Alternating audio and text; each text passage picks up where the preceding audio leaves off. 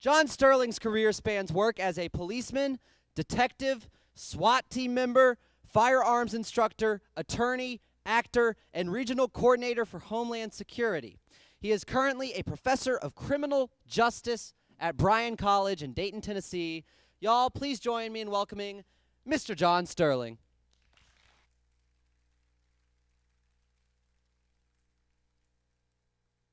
And thank you, audience.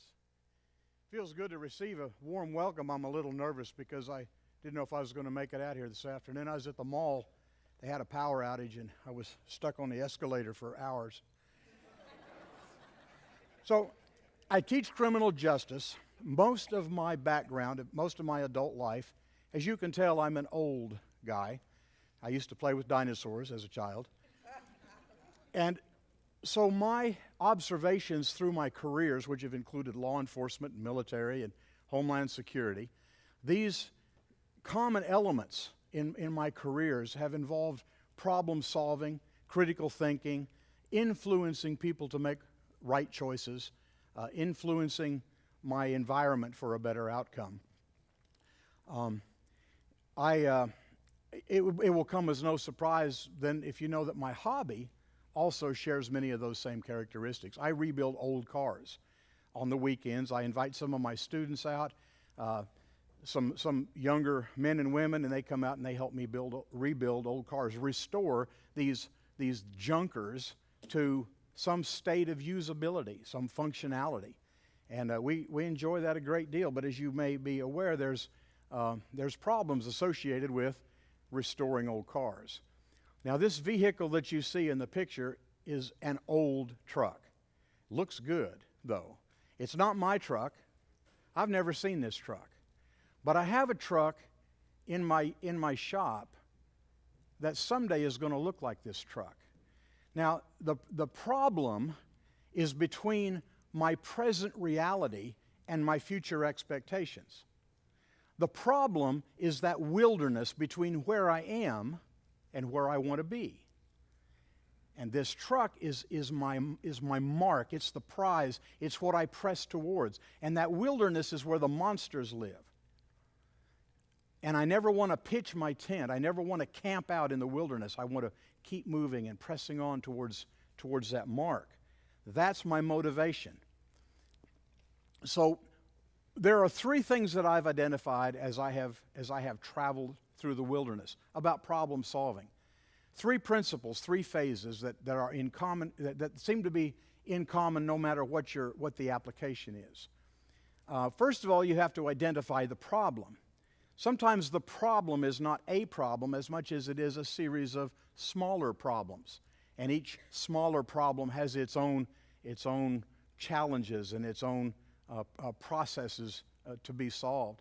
The second P, because they teach you in public speaking that the audience likes to have three things that all, three Ps. So problem identification, the principles that we apply to solve that problem. And then the third P is the process. If you're going to have a plan, and I've heard for years that you don't plan to fail, you fail to plan.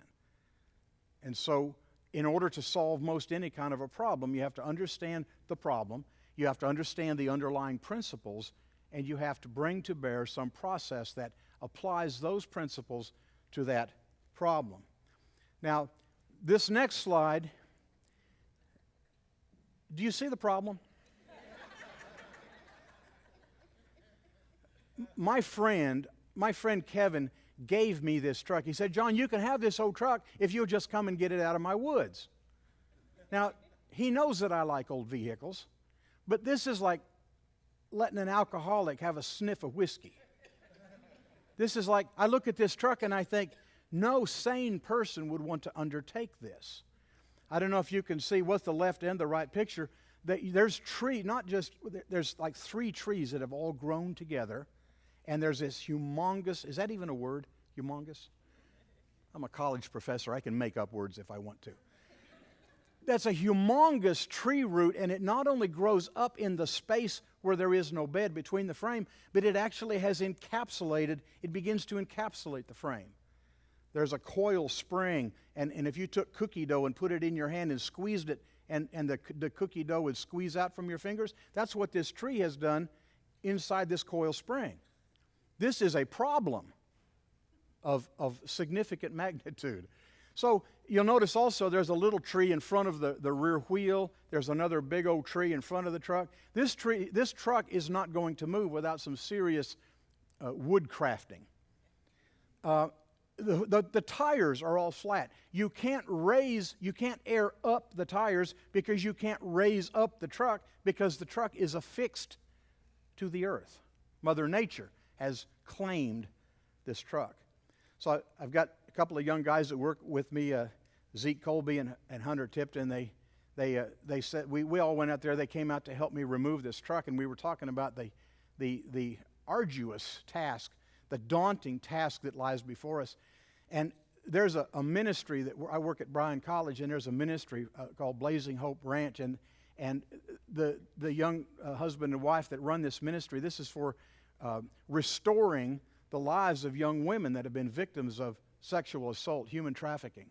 And those lives have been claimed very much like this truck. They've been abandoned, they've been disregarded, they've been damaged, and there's a need for restoration. And I'll talk more about that in a minute. But these guys, Zeke and Hunter, said, well, we'll donate our time to fix up this truck, and then we'll just donate it to the ranch, because every ranch needs a truck. And I thought, man, as much of a challenge as this is, that object lesson, that picture, is too great for us to pass up. So perhaps in a moment of weakness, I said to myself, we will do this. Now, the first problem, sometimes you have to get out of the woods. Sometimes where you are at, where you are in life, in your situation, you have to be removed from that in order to address your problem, in order to fix your problem. In order to get this truck out of the woods, literally, we have to cut it loose from the earth. Think metaphorically of how the world, the things of the world sometimes envelop us, and we lose sight of what it is to live. We can't understand the purpose of life because we're fixated on the little things that attach us and connect us to the world. So literally, I mean metaphorically, the earth, the world, we have to cut this truck loose. Then we have to get it to the trailer so that we can move it to the shop and put it in a safe place, a place where there are resources to bring to bear to fix that truck. Now, the second picture shows the truck on a trailer. This is at the end of a 9-hour day. And 2 chainsaws and multiple blades and come-alongs and winches and jacks, and the rear wheels wouldn't turn. I don't know if you can see in the right-hand picture, but the tree trunk is still there. We got the trunk cut loose, from the bottom. We got the trees cut loose from the top, but there's this ginormous, there's another one of those words, this ginormous tree trunk that's still attached. It's wrapped around the drive shaft, and so the wheels don't turn. So the way that we have to drag it onto the truck is jack up the rear axle, two bottle jacks, and then using a come-along jack on the front, we winch it forward until it falls off the jack. So it's and it took us like an hour and a half to get it onto the trailer that way. Problem solving in small increments. Sometimes using the resources that you have, you just do what you can with what you have, as long as you are making forward motion, as long as you are making progress. Don't camp out in the wilderness. That's where the monsters live. So we moved it to a safe place. We removed the trees. We were able to air up tires or we had to actually put new different wheels and tires on. And we finally got it to the safe place. Now, when we got it in the shop, you see the left picture, we're joined, Zeke and Hunter are joined by Taylor Ray and Jack Wise and Nick Goss.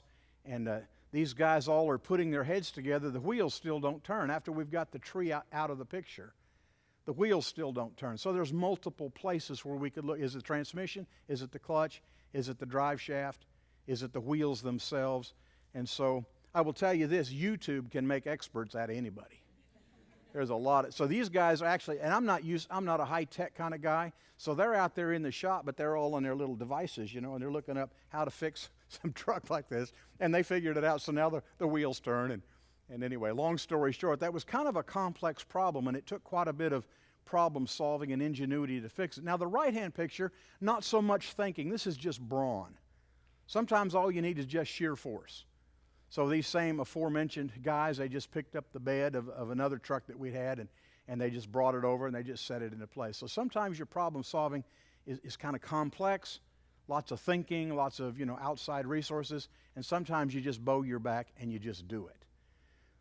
The beauty, though, of working with these young men, they see the value of they're young guys with old souls. We listen to old 50s rock and roll music and work on old cars. My shop is decorated in 1950s and 60s decor. So it's like total immersion into this hot rod culture. But all the time we're working on this, there are parallels between what we're doing to this truck and what's happening at the ranch with where this truck is going to ultimately find its home. These two pictures show, the left picture is not of the truck, but it's a process that we are using. This is a problem. This problem is a severe impact, severe trauma to the back end of a Suburban, and it created a big dent, a huge dent. And it also, there's a pin for the latch to shut the back doors. So the pin is out of alignment, the doors won't shut right, and it looks ugly. And like a lot of our lives, there's trauma that sometimes bends us all out of shape. It foils our best attempts to maximize our joy. And so somehow we need to find a way to get that depression drawn back into alignment so that we may be restored to full functional fellowship. And that's what we're after culturally, that's what we're after as a family, that's what we're after as individuals. We want to be in full functional relationship with those around us. Now, the problem with this particular design is I can't go on the backside and just use force to drive that dent back out because of the structure of the door. So what I have to do is I have to attach something to the deepest part of the damage, and then I have to use gentle pressure to pull it back into place. Some of you already see where I'm going with this. I took 6 penny nails, I ground off the point, and I spot welded them to the deepest part of the depression, of the damaged area. You'll see that I have a square piece of tubing that's resting on the high points, which is my standard. That's where I need to draw the rest of it back to. You have to have a standard. You have to have a reference point. You have to know when the problem is solved. Now, I also didn't have high-dollar body shop equipment. I had a carpenter, I had 6 penny nails, and I had a framing hammer, and I had a piece of square tubing. But you know what? Sometimes what you have is all you need. So we welded the nails, and through a process of pulling them out to the standard, to the high point, we were able to, and I won't show you the after picture, but except for a final coat of paint, that turned out to be a complete restoration. Not only was the dent fixed, but the alignment, the latch pin lined back up, the door opens and closes, full functionality, problem solving. And I think, again, how we apply this to some of our own lives and some people we know, some trauma, some painful thing, some traumatic dynamic force has injured us, it's deformed us in some way. And the way that we need to be restored is to find some connection point that attaches to the deepest part of our hurt and draws us back gently to where we need to be. And again, I'm thinking about the ranch where these women are being ministered to after having experienced the horrendous events in their lives that have deformed and derailed them. Horses are part of the ranch ministry. Horses are a way that people can connect emotionally when they're not yet ready to trust emotionally another human being. That touched me at a very deep level. And every time we work on these vehicles, I am reminded of those kind of lessons. The right-hand picture is a little different. This is a rust thing. Accidents happen sometimes caused by other people. Rust, this is a problem that's of our own doing. Rust is caused by our own negligence, our own neglect. And sometimes when things are severely rusted, I don't know if you can see it in the picture, that long kind of piece of new metal that has been welded in, tack welded in. We had to cut out the old rusty cancerous part. Sometimes parts of our lives are so badly damaged that we have to eliminate the toxicity. We have to eliminate the cancer. Those of you with any medical background will immediately appreciate that analogy. And then we replace that with new solid foundation stock. And then we grind it and we paint it and we make it pretty, and it's just as good as new. And there is a redemption process that happens in our lives, and this is a lesson that I'm imparting. This is a lesson I'm learning myself, even as I am teaching this same lesson to these young guys and gals that are working with me. The left-hand picture just shows we burned up a bunch of saw blades. I don't know what kind of wood that was that grew up in that truck. That was some hard stuff. And we went through like 6 chainsaw blades, and sometimes you have your high-tech answer doesn't necessarily work. We're reduced to axes and chisels and drills and anything we can do to turn that mass into nothing but sawdust. Sometimes low-tech. We finally did it. We finally got it done.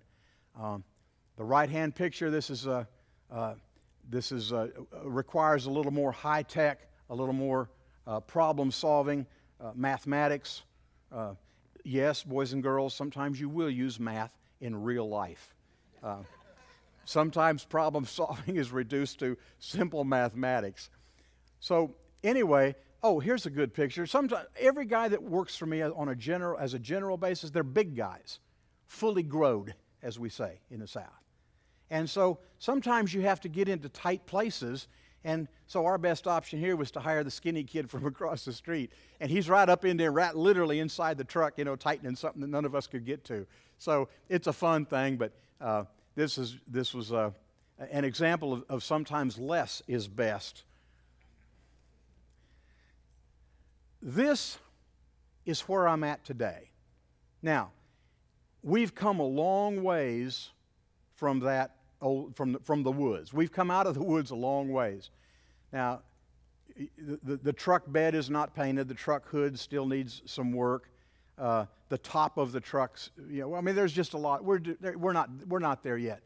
But as we traverse through the wilderness where the monsters live and the problems need to be solved, we're working through this, solving these problems one step at a time, one piece at a time, labor of love. And as we get ready to donate this truck to the Blazing Hope Ranch, we hope that everything we've done here is a perfect picture of God's love for us, of the redemption of man, restoring each other to full faith, full functionality, full fellowship, because that's what we do. Thank you guys very much. I appreciate it.